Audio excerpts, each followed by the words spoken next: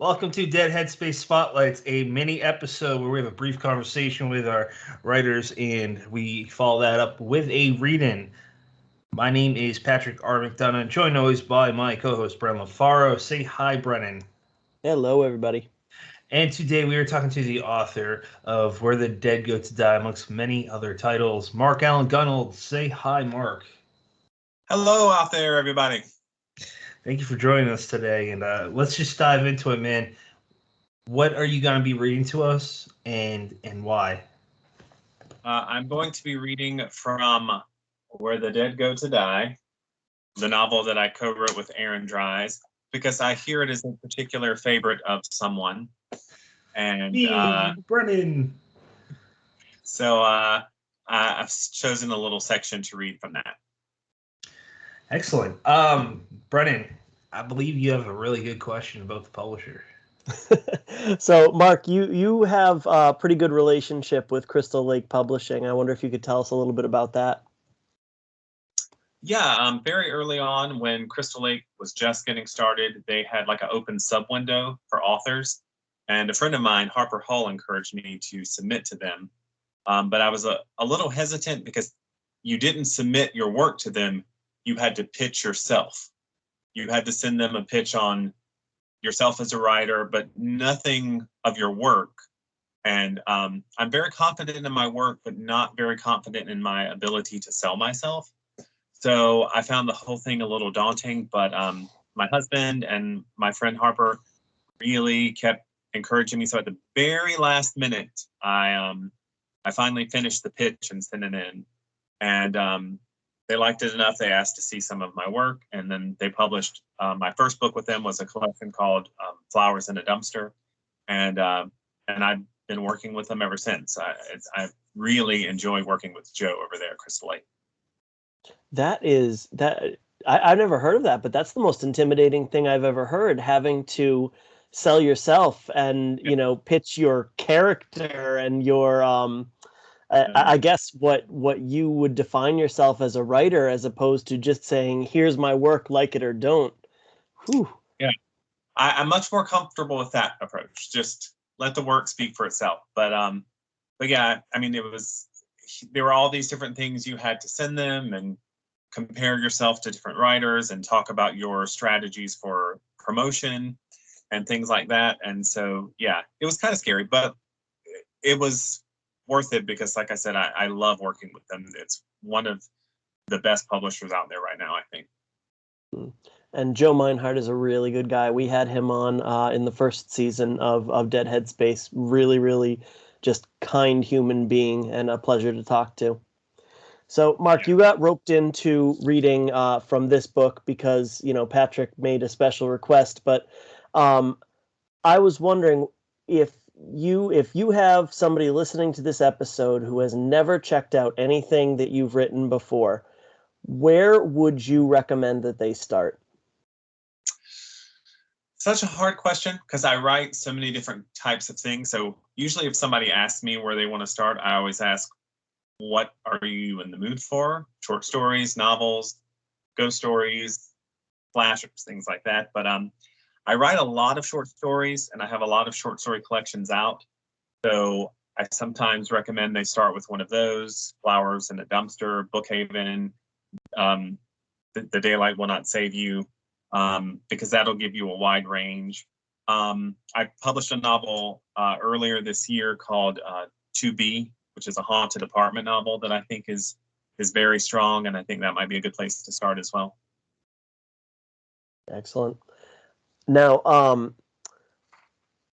as far as, just we won't dive too deep in here, but you said that your writing originated, or you have said that your writing originated as, short one-page Twilight Zone knockoffs. So I wonder how you feel about now as a seasoned writer, writing longer form pieces versus just returning to short fiction. Short fiction has always been my first love, and maybe in some ways my truest love. But as I have gotten older and have gotten more experience as a writer, I do enjoy the challenge of longer stuff. I I don't think I'm ever going to be the writer of epic doorstop novels. It's just not what interests me, and it's not, I think, where my talent lies. But I do enjoy writing novels and novellas and sort of expanding a world and really getting into the characters. But I'm always going to go back to short stories because there's just something, a thrill it gives me that nothing else does. In my office, I have one contract framed, and you are in the table of contents. It's when, let's see, what year? It was 2019. With Crystal Lake, I got Joe's digital signature on there with mine, and that was a big deal because that was my first sale ever, and that was with the Shallow Waters flash fiction anthology.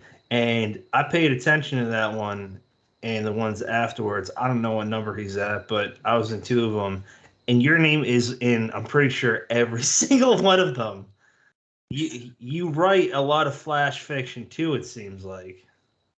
I do. I like flash fiction. I like that concentration of a it's like a real, just a quick punch of a story. And I write a lot of flash fiction. Like if I'm writing a novel and I'm getting kind of stuck, I'll like take a break and write like some flash fiction because it bolsters my confidence, because it's something I can write in one sitting and it gives me a sense of accomplishment. And then I feel more confident to go back to the novel. So I do have a lot of flash fiction. That's fair. So, Where the Dead Go to Die. You and Aaron Drives wrote this. How did you two meet? We met at the World Horror Convention the year that it was in Atlanta, Georgia. Mm-hmm. I was friends with him on Facebook, but we had never really interacted. But right before I went to the World Horror Convention, I read his novel House of Sighs and loved it. So I was very excited to like actually meet him in person and get to talk to him. And we just we hit it off. We had a lot in common, just personally and with writing. And we talked a lot then. And right after the World Horror Convention, he read my novella Asylum, and he just started telling me, maybe we should work together on something.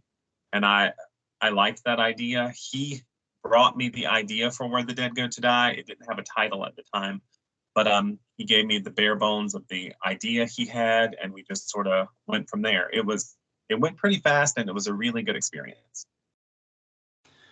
So, okay, we've heard from Aaron's side too, because when we had him on for the first season's finale, he told us all about it because I asked as many questions as I have for that.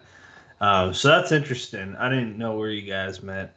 Now, for me, and I normally don't request what people read, but I think this is a really powerful book. It's very special, and especially for me personally, being a dad, like I'll leave it at this. It's spoiler free, but being a dad, it especially struck me as unforgettable, and it. Tell me to cut this if it ruins anything. I don't think it does, but it does something to zombies, a genre that I've never read before, and I'm kind of surprised that I haven't. Yeah, Aaron, like I said, he had the basic idea, and probably one of my favorite parts was he brought me the idea, and then we just did these brainstorming sessions where we sort of just let the idea snowball, and we wanted to talk about a lot of different things with using zombies as sort of the metaphor for it. But Aaron and I are both gay men. I'm old enough that I came of age during the height of like the AIDS crisis, and there's some of that in there, and just a lot about the way we treat sick people with chronic conditions in this country. I'm making it sound like it's it's a fun, exciting novel, but we wanted to weave a lot of those issues in there and make it sort of emotional and heartfelt without being saccharine. And we actually had a lot of fun, even though the novel in some ways is very dark. It was a lot of fun using zombies in that way to talk about real issues happening in the world around us. Sure.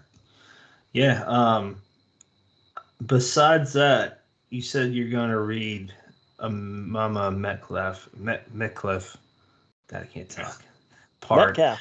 Metcalf. Sorry, brain no worky. Um, why? I know why, but for someone that hasn't listened to this, hasn't read it, rather, why? Well, first of all, Mama Metcalf is probably my favorite character in it. She was the most fun to write. But she's also, I mean, she was a 100% creation of mine because she's based partly on my mother and partly on my mother-in-law. And that was Aaron, like a lot of stand-up comedians, I tell a lot of stories about my mother because she's hilarious, but she doesn't know it. And he was like, you need to make a character who's basically your mother. He even did an illustration of the character in the book, and he basically just drew my mother. But so it was a lot of fun putting that in there because some of the things she says and the stories she tells are just verbatim stories that my mother or my mother-in-law told. And it's usually the ones that seem the least likely that are actually the real stories that they told. So I just had so much fun. And for a dark novel, you need a little levity sometimes. And I think that character provides that. And I just really like her character. She's funny, but she can be poignant. And that's why I wanted to read something from her. Fantastic. Brennan, I got nothing else because I want to hear this. You got anything else, man? No, we can jump right in. That's fine with me. Take it away, Mark. Okay. This comes a little late in the novel. It is Christmas time, and the main character, Emily, and her daughter, Lucette, go to spend Christmas with Mama Metcalf, who Emily works with at this hospice where they are treating people who have been infected with the zombie virus and are waiting to turn and die. So this is at the end of the night, Christmas time, when they are hanging out at Mama Metcalf's house. Emily sipped from her cup, the spiced eggnog tickling her in all the right ways, and looked at the wrapper wreckage at their feet. Mama Metcalf had given them half a dozen presents each. Some of them were interesting, to say the least, like the decorative plate that depicted the birth of Hiawatha, for example. Regardless, the woman's generosity was touching. They stayed until 9:30, then gathered up their bounty, put on their coats, and got ready to head out into the cold. Lucette was more tired than she was letting on. It had been a big day, though not half as harrowing as the Christmases leading up to it. Anniversaries, birthdays, holidays. Each flick of their paper calendar pages cut like a razor when the one person you longed to share them with was dead.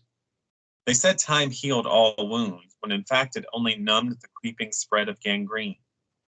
It saddened Emily to think how grateful she was for even this minor reprieve. At the doorway, Mama Metcalf touched her shoulder and said, "You know, about a year ago, I thought I had flesh-eating virus on my face." Emily had gotten used to the woman's out-of-the-blue non-sequiturs, but this was particularly bizarre and actually stunned her silent for a moment. Excuse me? Yeah, I got these blisters and rash on the side of my face, on my left cheek, and down under my chin. I wasn't sure what it was, but then I saw this news story about an outbreak of flesh-eating virus in Africa or somewhere like that. I started to worry that I got it, so I went to see my doctor. Turned out it was just a case of the shingles.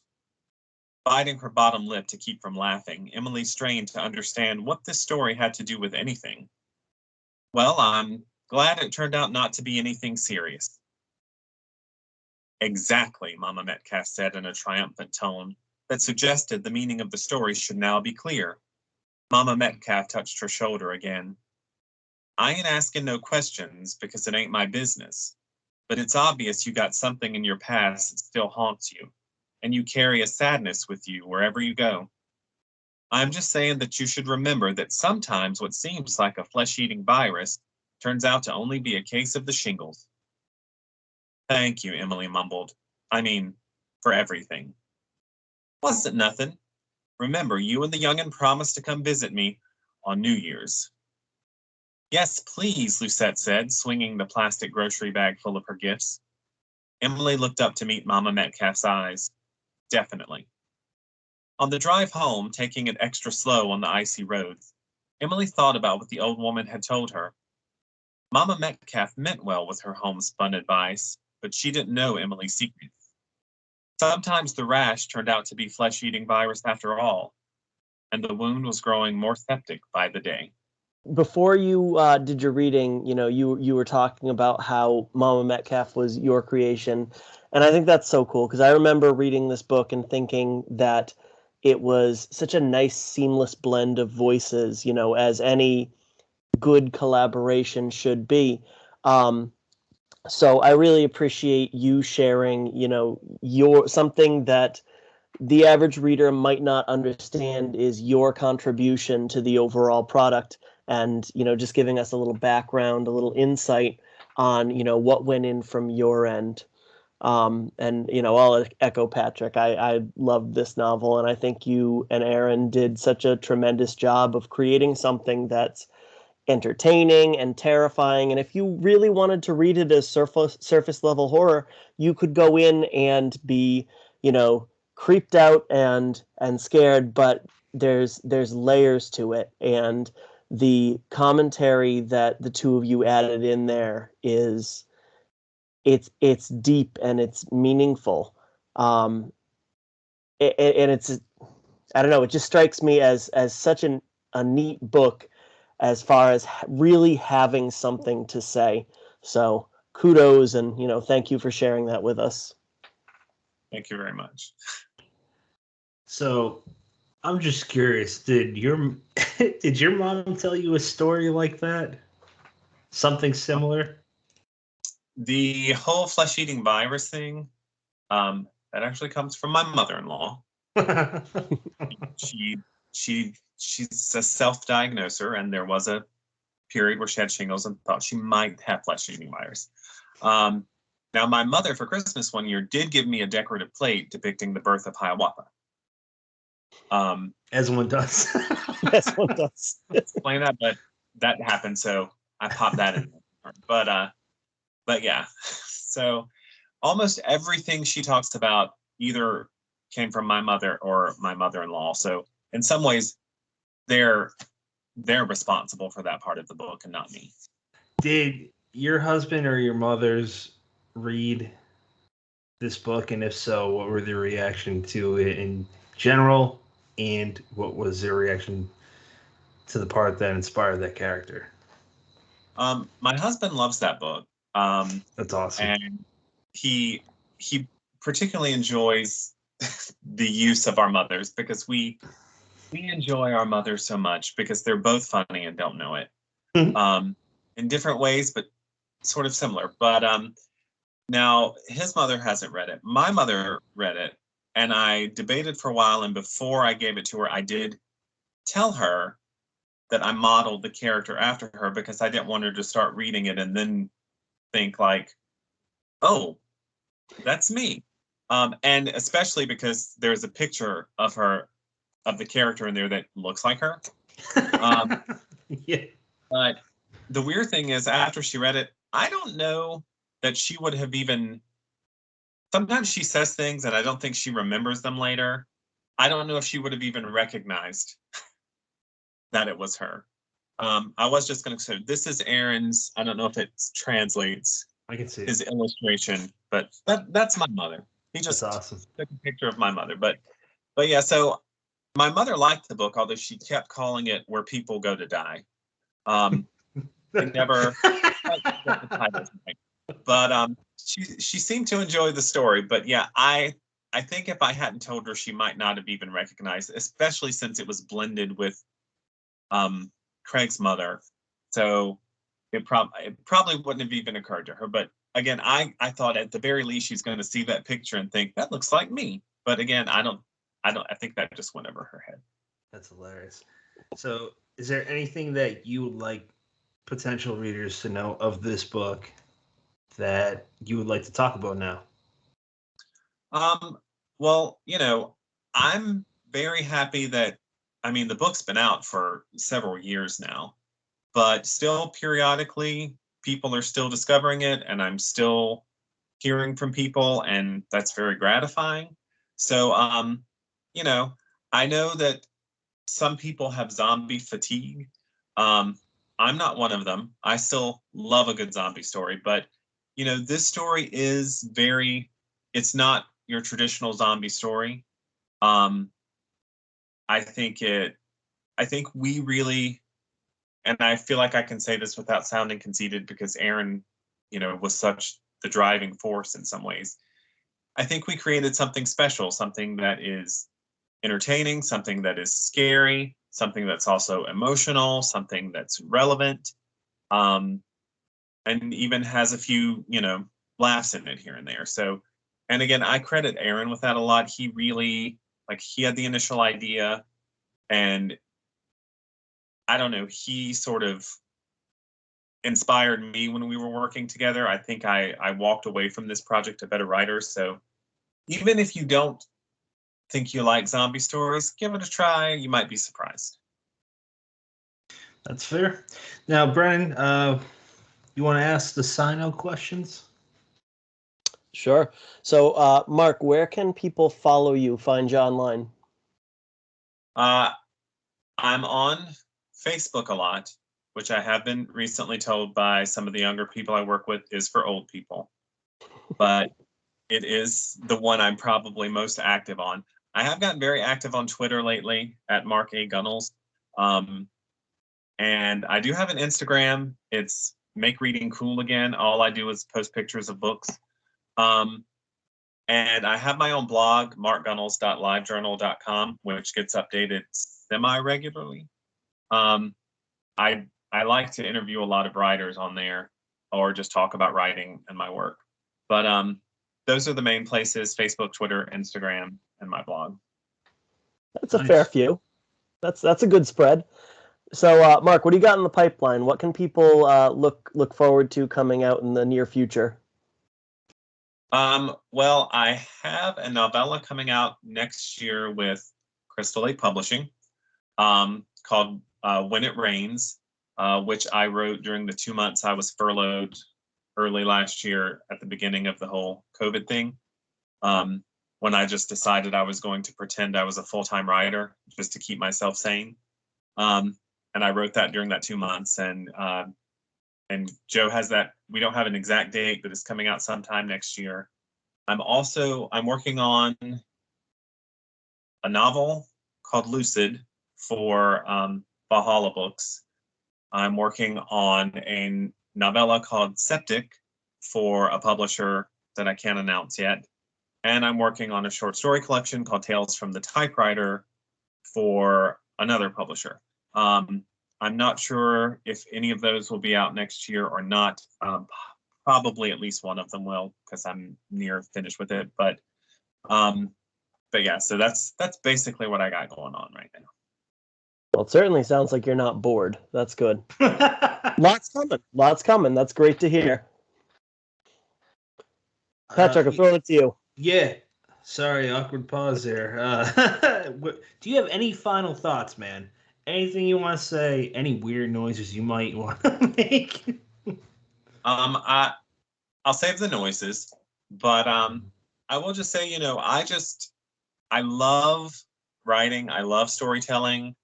I love reading. I just love books so much. I have such an enthusiasm for it. And I hope that translates when people read my stuff, that they can see the joy I pour into it. So I just encourage people, find stories you love. If they're not mine, go find somebody else you love. Celebrate authors, promote the books that you love. Just, I want to see more joy out there in the world related to literature and storytelling. That's beautiful, man. Yeah. Also, literacy is, illiterates are still prevalent in the world, as crazy as that sounds. So what we do is hopefully kind of a battle against that, and we all like talking about it. So hopefully that helps. Next episode is going to be this upcoming Monday. It's a I'm calling a roundtable. It is focused on the anthology Body Shocks. They'll be with Ellen Datlow, Richard Cadre, Karen Warren, Livia Llewellyn, and there is one more. Oh, yeah, Nathan. I'm going to mess up. How do you say his last name, man? I'm just going to ask you, Brennan. I say Ballingrud, but I don't know if that's right at all. Okay, so those are the people. You know, buy this book. Where the dead go to where the dead go to die. I was thinking what your mom said. Where the living go to die. Audio listeners, Mark's holding up the book right now. It's Where the Dead Go to Die. It's been out for a few years, but it's so fucking good. It really is one of my favorites. I don't know. Check out his stuff. Mark comes out with something. I think the first time I said this, it got cut because my software acted up. But I think you are as prolific as Lansdale and King. You really are. You come out with a few books a year, it seems like. But hats off to you on that, man.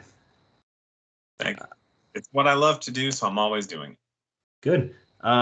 We will love Perfect to have. excuse. Yeah, we got to have you back on a full episode next year, and I'm trying to get a Southerner writer panel together, and it's probably gonna be a few because there's a lot of awesome writers. So we'll be in touch, man. With that, thank you for joining us, Mark.